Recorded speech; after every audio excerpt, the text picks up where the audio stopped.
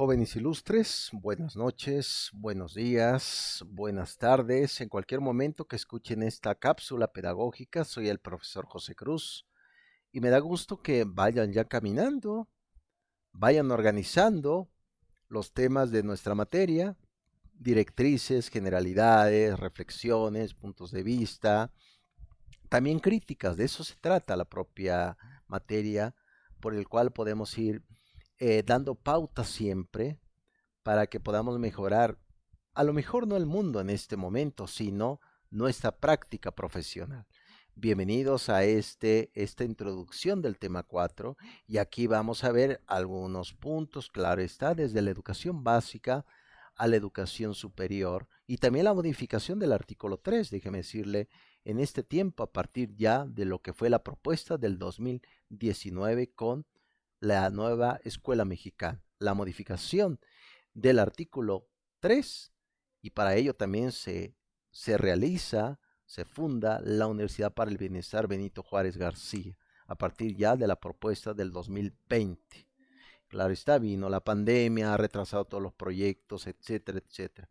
Pero bueno, espero que vayan caminando, sobre todo dando pautas, firmeza en sus puntos de vista. Claro está, siempre va a haber mucho que decir, siempre va a haber mucho que comentar, pero bueno, deduzco desde mi experiencia como filósofo que la duda ayuda también a crecer a cada uno de este seguimiento.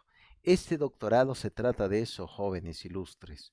Este doctorado se trata de que el docente no solamente reproduzca una idea dominante, ya lo hemos visto en hegemonía, sino que él mismo reproduzca sus propias ideas auténticas. Esa crítica, ese abordaje, ese tipo de descripción puede ayudar para que se pueda ir dando siempre puntos claves, secuencias y sobre todo siempre con miras a mejorar su institución educativa o donde quiera que se encuentre trabajando. El proyecto del doctorado en educación siempre será una gran novedad. Y de mi parte realmente admiro la tenacidad de cómo van caminando, de cómo van dando pautas. Y eso va a ayudar muchísimo. ¿Para qué? Entre mejores ideas exista, mejor se encuentra la innovación educativa. Recuerden esto, hay dos diferencias. La creatividad siempre es subjetiva. ¿Qué significa esto? Pertenece al sujeto, subjetiva del sujeto. Y la innovación se lleva a cabo en un contexto específico, en un contexto social, comunitario, de población. Ahí es donde se lleva a cabo. Esa es la diferencia entre esas dos palabras. Pues bien, vamos a ir viendo de qué se va a tratar ya lo que es el tema 4.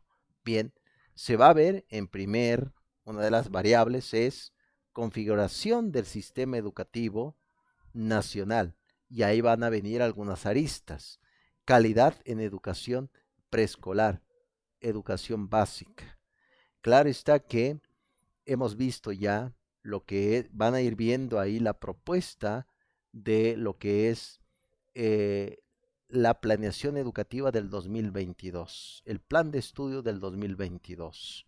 Y ahí va a venir también que se acaba de hacer ciertas modificaciones. Claro, va a seguir los grados desde secundaria, primaria y preescolar. Dentro de los grados van a estar las fases. Va a haber fases, bueno, lo van a ir viendo dentro de la materia y claro, lo vamos a ver aquí en estas cápsulas, por supuesto que sí. Va a haber varias fases por el cual el estudiante va a estar dentro de esas fases, con base en esas fases va a ir viendo diferentes materias, civismo, matemática, lengua materna español, lengua extranjera inglés, etcétera. Eso es la propuesta en educación básica, lo que es preescolar, primaria y secundaria, la educación básica como se conoce en México. Todo eso se va a ir puliendo para ir dando pautas siempre en la mejora constante. Pero una crítica que puedo yo hacer desde esta visión del siglo XXI, de esta mirada del 2022, es que no se puede hacer un planteamiento de un diseño curricular, de un plan de estudio, para este tiempo si no hemos arreglado lo que ha pasado. ¿Qué ha pasado? La pandemia. A partir ya, lo sabemos, del 2020, 23 de marzo, 16 de abril del 2020, un receso. Muchos decían, bueno, regresaremos a la escuela y no, o no. La escuela se perdió, pero la educación siguió vigente. Pero existe todavía temas perdidos, temas que están ahí, que es importante retomar. Y eso no hay que perder de vista, jóvenes, porque no podemos dar voz siempre si no hemos solucionado lo que ha pasado. Por eso no podemos encimar otro diseño curricular sobre otro diseño curricular, porque nos vamos a perder de vista. Recuerden que cada uno de los sexenios que pasa y va, hay políticas educativas distintas, propuestas distintas, pero muchas de esas propuestas no se terminan, no se llevan a cabo. Hay planes del 2019, planes del 2020, etcétera, y todavía sigue vigente. Entonces, encimar una idea de otra es difícil. Por lo tanto, se habla de fases. Se va a ir viendo sobre esta materia, la van a ir viendo este tipo de fases que no van a desaparecer los grados. Dentro de los grados van a estar las fases que conllevan un sistema educativo. Cada uno va a tomar su reflexión sobre todo esto. También se va a hablar sobre la educación media superior, lo que es la preparatoria o bachillerato tecnológico.